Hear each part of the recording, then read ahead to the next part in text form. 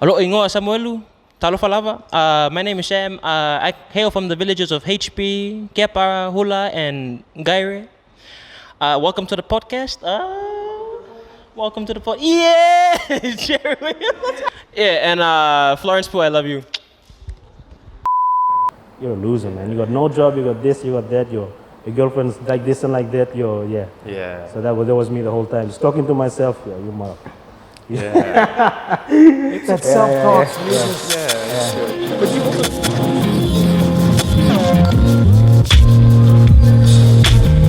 Welcome back to another episode. We are back again with another episode of Nogat Less Manh. We are here at Holiday Inn Life Gymnasium. If you don't know where Life Gymnasium is, it's a gym located inside Holiday Inns. I'm going to put all the links needed in the description, so please check it out. Join the gym. Please check it out. Join the gym. Oh, I'm stumbling today. God. We'll go back. I think I'm fasted, that's why. We're going to go right into food in that. you, mate. I need food. No, I don't need food. I'm good. I'm okay. We're going to go straight into that. So today I'm joined by none other than Chan on my right-hand side. What's up, and yo? we have another guest joining us today. His name is Siyih Johang. That's right. I pronounced the name right. Siyih Johang. See it, so. Yeah. Sorry, it's Siyih Johang. It's not Siyih Johang. My bad, Like bro. the letter C. See your hand. So yeah, There you go. C. It's okay. Is it okay if we call you C? Just C. So yeah, C is okay. Okay, great. All right, C. C,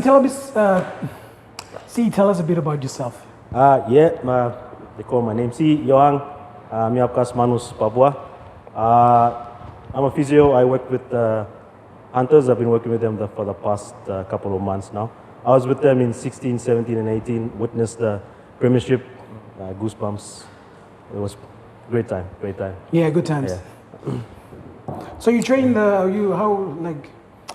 you train the Hunters? No, I'm the physio. You're the physio? Yeah. So we have the performance staff. Okay. So you have Sogi, he's the head trainer, and he's also head of performance. And then you have under him, we have our strength coach, the small guys, and our sprint coach, Mong Tavol. So he was a PNG rep as well, triple jump or high jump. If I got it wrong, Mong, please don't kill me. Don't kill me. Yeah. And I take care of rehab. So the boys get injured or whatnot, that's my job to get them back together. Which is a pretty demanding job because, that's a rugby league player's life. It's just injuries after injuries. That's right. Every game, all day, every day. So for those who are sports illiterate, what's a physio? Physio, basically we do rehab. We focus on musculoskeletal injuries, whatnot. So if they busted a hemi or busted an MCL, it's our job to get them back on track and get them back into the field. So we also that's in sport. There's also other stuff. You see them in the hospital as well, working with stroke patients, broken backs, even disabled people. So just getting them to walk again, or teaching them to live life without walking again, or with a disability or whatnot. So okay. yeah, so it's a pretty hands-on. So that's mainly focused on recovery, the recovery side of recovery rehab. Yeah. Nice. Usually what we do. Yeah. So interesting. I'm really sports illiterate when it comes to physio and a trainer. So what is the wedge or the big difference if you were to dumb it down for me? Well, they'd hate for me to say it, but we're like a masseuse that can do a bit of training for them. Right. Yeah. So we do hands-on treatment as well as we build back muscle power and whatnot, but not to an extent where trainer would go for PRs and reps and whatnot. We try to get them back into functional movement. Okay, so you rebuild them when they're broken, and the trainer just breaks them down again. That's it. That's actually a saying we have at the Hunters. Right. You break them, I'll fix them. Nice. So how long have you been you mentioned it during all of these years. What was different in the year that you won? What year was it that you guys won the 17? Yeah, 2017. Sorry. Yeah. Like the fact that I don't know this is, please don't hate me. Please don't hate me. 2017, you guys won. What did you guys do different then, and over the past years? And I'm representing everyone watching. I'm sure you guys felt backlash from everyone Yes, yes. And what was it different from then and now? I think it's just Without a trying personal- to, trash talk Who anyone. wants to start something? I'm not trying to start anything. No, no. Yeah, you're trying to get me No, fired. no. It's usually personnel. So we lose a lot of players over time. Yeah. And after we won the premiership, we lost about 10 players from the premiership winning side. Yeah. So in 17, we came back in 18 without Ase. I think Wartowo. Right, Wartowo yeah. signed. Was Watson still in? I think Watson left as well. Yeah. He stayed for a bit and then he left. I'm not sure.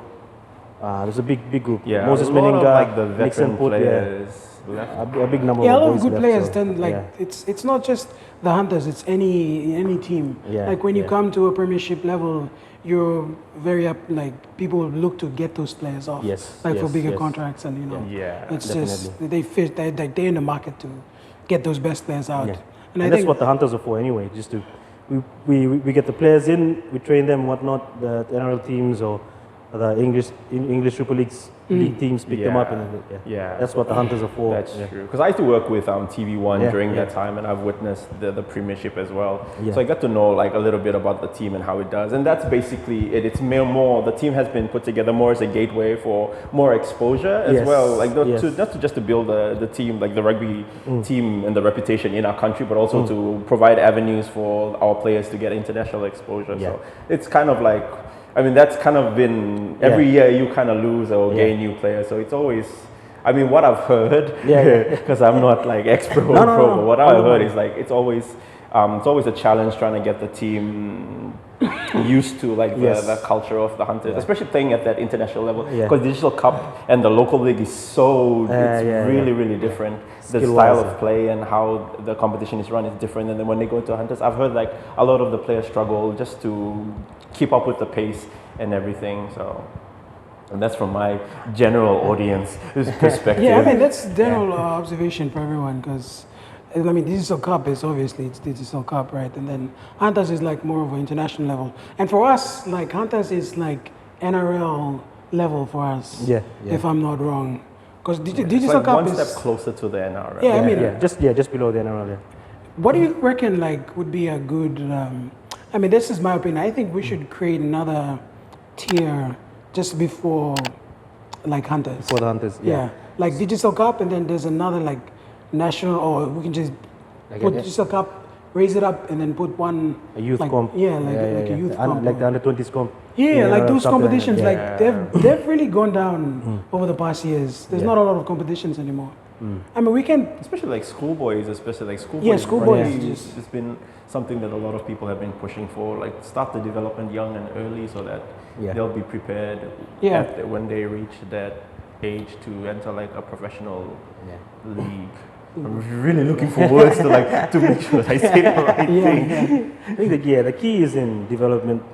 If you can get 9-year-olds, 8-year-olds, 7-year-olds, 6-year-olds into the basic, passing drills, kicking drills, Train them young. showing your W's when you're passing, stuff like that, little stuff where you're on your rocket, on your rocket, not just trying to push off the line, stuff like that. You can teach them early at that age when they get up to about under 20, 18, 19, and 20. They're skilled enough for you to bring them into the Digital Cup, and we raise the standard of the Digital Cup. and they can bring them into the Hunters. We won't be like. There's a lot of time spent in the Hunters trying to refine skills, trying to build skills. Because the most of the errors are just basic errors as Yeah, well. a lot of It's basic always errors. frustrating when the team just doesn't perform because of like drop balls or it's very frustrating. Yeah. But then there's also the need to train like coaches as well, because I don't think we have a lot of I know that like cause Michael Marum and Stanley Tappen, is it Tappen? Tappen. Yeah. Shit.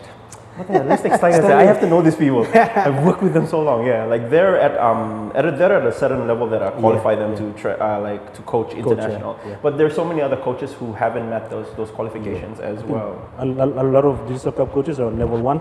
Yeah. I think Coach Stan is on level 2, and Coach Mike is the only coach in the country that's on level 3. Yeah. How many levels are there? 3 3 levels. Yeah. 1, 2, and 3. Yeah.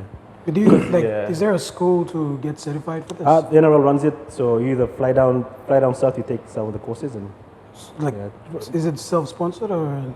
Yeah. Yeah, it's self-sponsored. It's self-sponsored. So if you want to be a coach, you gotta spend the money. Because there was really like a lot of controversy when Michael Marum left, and then they were looking for a new coach for the Hunters, and there was a really big push for nationals. But the problem is that they're not qualified coaches to in the reach. country. That's the same as Michael Marum. So you know the job had to go to someone who was not a national. So I mean, people can be pissed off and all that, but like those are some of the issues that our rugby, a country that we profess that is our national sport. Like these are the issues that we have to address in order to take it to the next level. I reckon.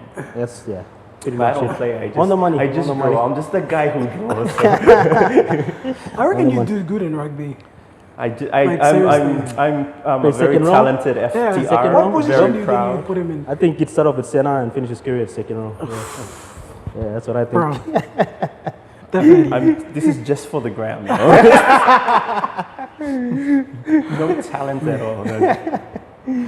No, but I mean, you're right by saying you have to train them young, because I've seen this. I think it was last year. There was this schoolboys competition, Northern Zone and Highland Zone, and they played it at NFS. Yes. So we went there and we filmed it for the TV1 crew.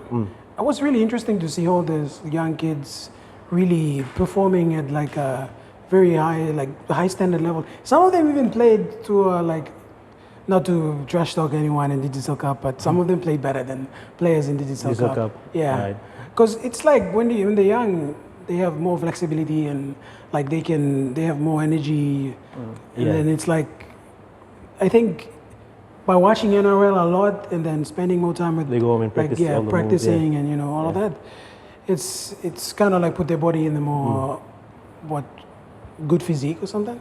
And I've seen some of the highlights of the clips. It's just incredible. What do you think we can do to like boost these kind of things? So basically, you wanna start them young. So like your motor neuron skills, you refine them around 10 to 12, that age range. So if you get kids around that age range practicing the passes, spirals, going short, going long, showing the W's, doing all these little habits right. By the time the 14, 15, 16, they got that down pat. So when you get the game plan in, it's nothing through here. So it's all about, I'm big on junior development. So yeah, that's what Church is really big on that as well. Mike is really big on that as well. He's done a big job in Rabaul Rugby League. I heard he's starting his own club there or something. He's built sort of like a leagues club. Yeah. So leagues club is in between both like two fields.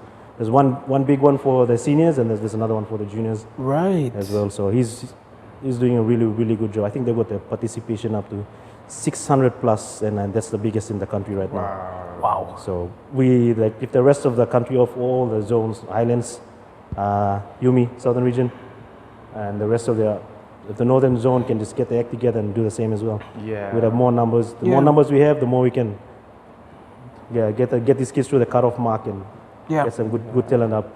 But who would be responsible for that? Because like coach is running it on his own, right? He's funding it and everything. If you were to do like a nationwide program, who would be responsible for it? Would that be like a job for like the government or the PNG NRL or NGOs? Like who would run this, or schools? Would it be their responsibility to start competitions and then start running them and funding them? Like, where do you think? Because it always comes down to money. Like, that's the big thing that really limits a lot of these programs. So, like, who would fund this, or who should be the right people to take responsibility to kickstart this whole schoolboys rugby program or this young development?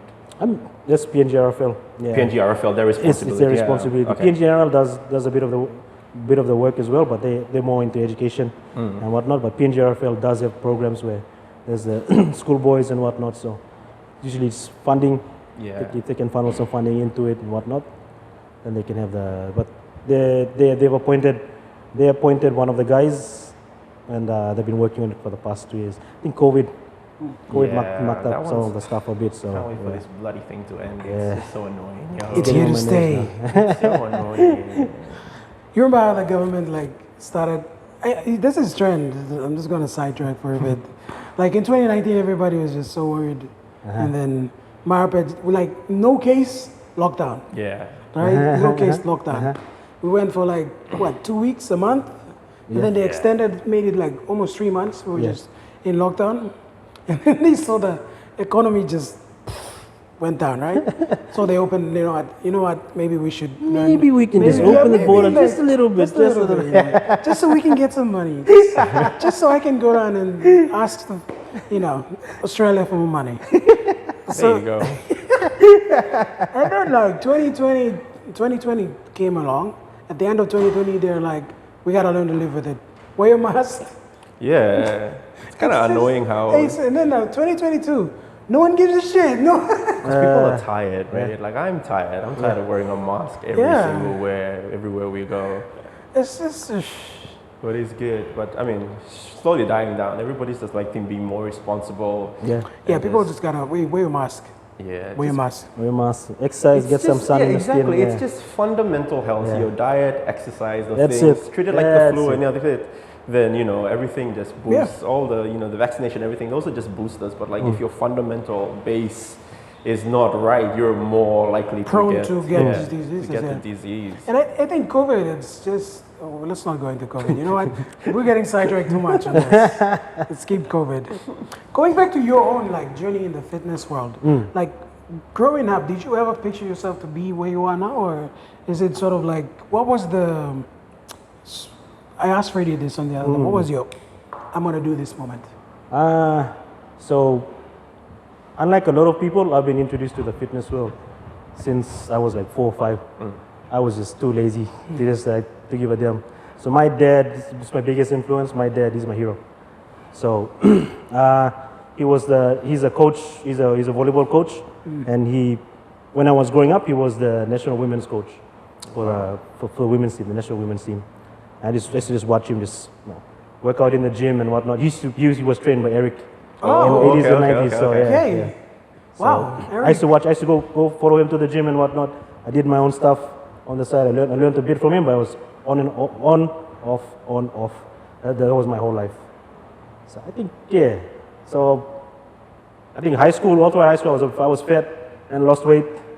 Went through a phase again where I lost weight. Went to uni, went skinny, played footy, got big again.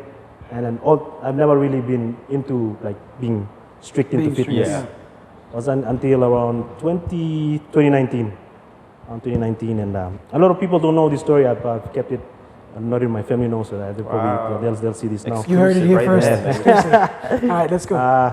So I was seeing this girl at the time. We got pretty serious, and we were expecting. Oh, So we okay. went on the way. We went on the way, and I think 2.5, 3 months into the pregnancy, she had a miscarriage. Sorry. She had a miscarriage, Sorry, and man. that fucked us up a bit. And she was a student as well. She had to go away for school, and that was pretty tough. Wow. So around that time, my dad got sick. And I couldn't tell him. I didn't want to tell him about me losing the kid because I was just scared. If I tell him, what I go kill or raise his blood pressure or anything. kind of same number. So that happened, and then he had a falling out with my brother. We were falling out with my brother. My brother moved out. So it was just me in between, just trying to sort things out, or just trying to be the strong one. Wow. Your With life my was dad. literally falling apart. Hey, wow. Yeah, with my dad, my girlfriend, and my little brother. Just trying to be neutral. I didn't. Trying to be like the rock, the anchor of the family. Yeah, but I just ran away from it all. Not really ran away from it, sort of shut down a bit.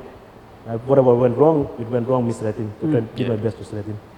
So, around that time, my dad collapsed. We rushed him to the hospital. And then, he was okay. Went through all the checks and whatnot. He was okay. We brought him back home. I was just thinking about my brother at the time.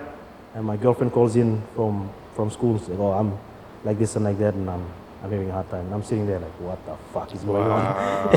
What the fuck is going on? And I was like, if I can't control my dad's illness. I can't control my brother. Whatever he's going through, I can't control my girlfriend, whatever she's going through. Because anything women want you to listen. But if you want to offer advice, it sort of gets on them. Yeah. Something like that. So I was like, if I can control anyone or the whole situation, what I can control is me. Yeah. So I'm angry, I'm sad, I'm all of this inside. This right in the gym. Yeah. I was about 115 kilos. That's pretty fat. Wow. I was 115 kilos, and because I played footy, I did my ACL, and my knees are short. My knees are short, so I couldn't go for a run or whatnot. So what I decided to do was just fast. Started fasting and walking. So I walk long distances. Put on a podcast. Listen to David Goggins, Joe Rogan. Goggins, that shit. Goggins is amazing. So from my house in Boroko, after dinner, I walk all the way to Banuya, so Salomanu, all the way to PNG Power and back again. Wow. Every day, every night after dinner. That's what I did. So It was just a way for you to deal with everything that you were going through. yeah. And the worst ones was when my Bluetooth headphones were off. They weren't charged. I had to listen to my own brain walk. That was actually pretty good therapy as well. No, it is. That was actually pretty good therapy really as well. good. Just listen to my son. You're a loser, man. You got no job. You got this. You got that. Your girlfriend's like this and like that. Yeah. So that was me the whole time. Just talking to myself. Yeah, you mother. Yeah. That self-talk. It's good. I But just- you also told me like last time you said you had like an acid reflux. Yeah, That one. yeah. I read about that one as well. Yeah. So my girlfriend came home. I came home one night and we went to bed. And then I just remember waking up. This is before you started working out, or Just around the time. around the time? yeah. Okay. Around the time I started working out. So I remember just waking up. She woke me up. She was frantic. She was all over the place. She was screaming, "Get up, get up, get up! You stopped breathing for like 2 minutes." And I woke up and I had like acid reflux. So,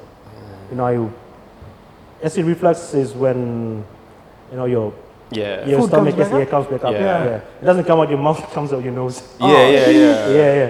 So I just woke up. She woke me up just in time. I just felt it going up and then going down, and my nose started to bleed. I was rushed into the bathroom, washed my face, and looked myself in the mirror. I was fat. I'm 28 years old, 29 years old. I'm fat. I'm looking at myself in the mirror. And like, oh, what are you doing? Yeah. What are you doing? I'm sick. I'm sick with labun man. If you're 50, if you're diabetic, you should be getting stuff like this. Yeah.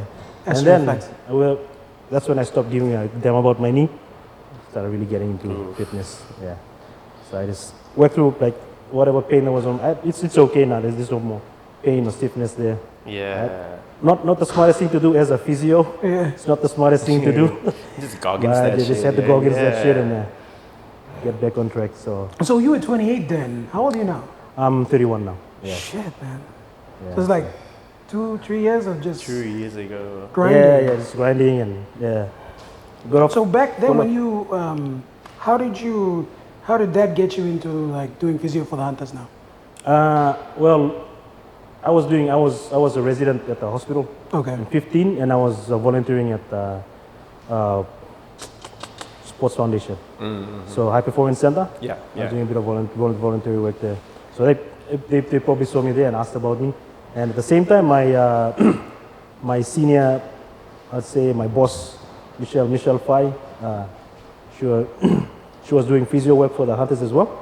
She was like, "Oh, come over, just we want to go see the boys." Because she knows I'm a big time footy fan. I love the boys, so I love the Hunters. So she brought me up one time, and Mike saw me. And I used to come in more often. It just started informally. There were Tuesdays and Thursday nights. I worked the whole day at the hospital. Night, Hunters camp. Go see the boys. And then there was 15. Halfway through 16, and then 17 I was full time. Wow. So 17 and 18, and I left. When Exactly. dealt with yourself and now you're back Yeah, again. I had to go deal with myself and But coach it's coach good. footy for a bit too. Yeah. With coach footy You're for with a the bit. Vipers as well. Yeah. They need to improve, mate. This is Mosby's teammate. Come on, Vipers. Definitely. You were with the Vipers. What 50. year was it? I started in 2020. 2020. So I was working with the ISO and Vipers as well. So I started with the ISO first. But you back to Davarisa. Hey. No, that's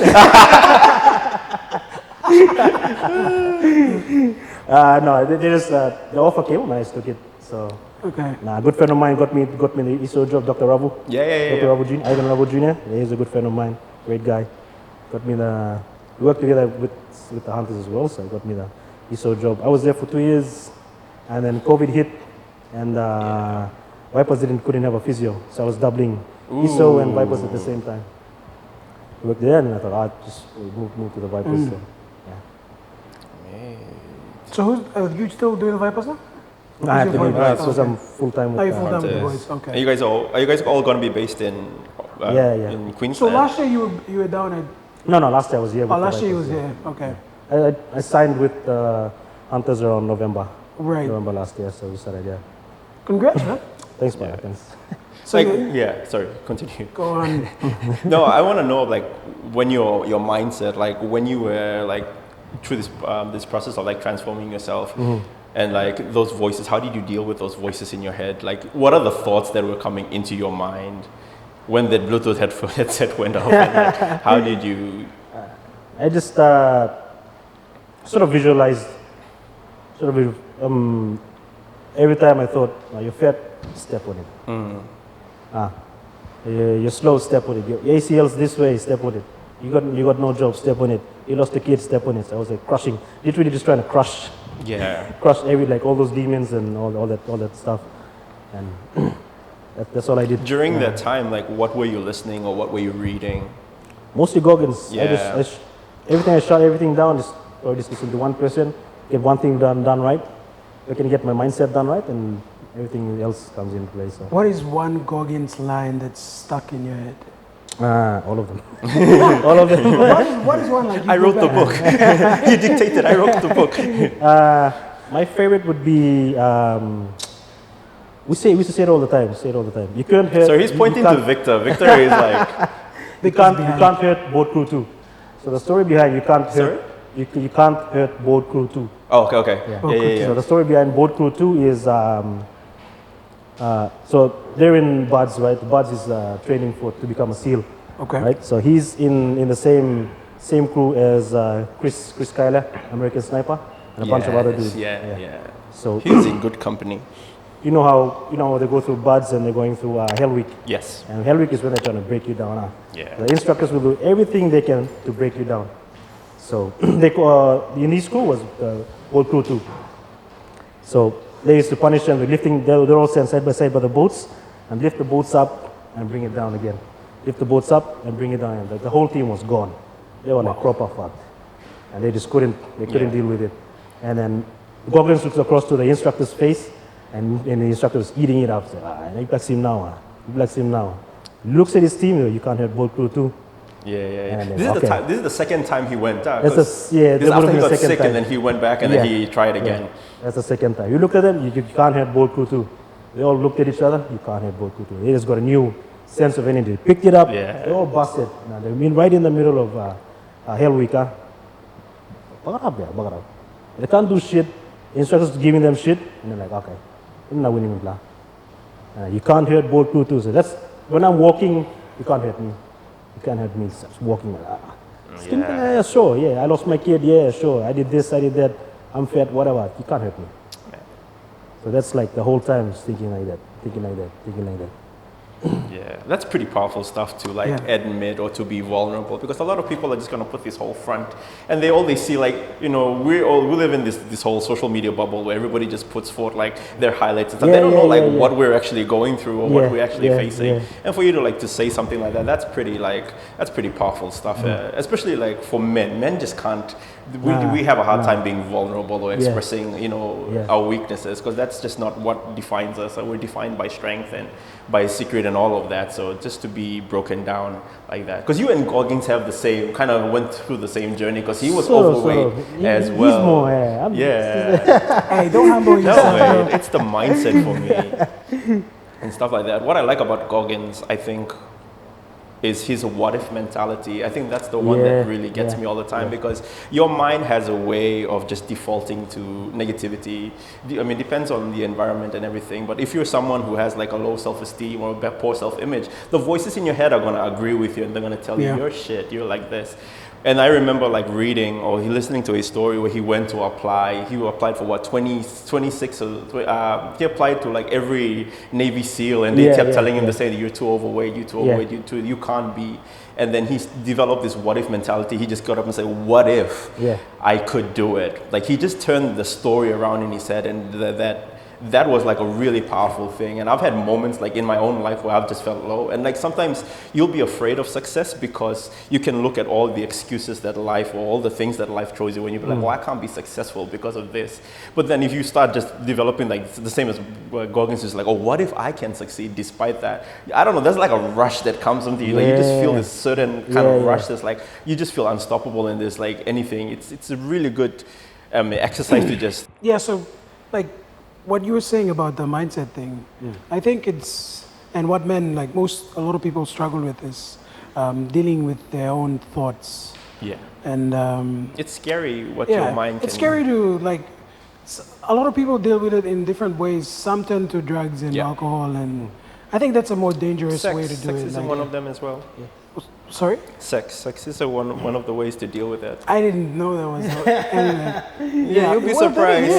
You gotta call it out. You gotta call it out, and you gotta say. Yeah, so sex, drug, and alcohol, sports, like even like recreational activities. It doesn't have to be like that extreme. Entertainment, movies, entertainment, video games, anything getting lost, binge watching. Anything that gets you that. It's called escapism. Anything that distracts you from your reality, because you just don't like your reality. You cannot live with it, or you cannot deal with it. That you will do whatever you can to escape it. So some people drink, do drugs. A lot of people do drugs. Sex, escape for sex, video games, sports, anything.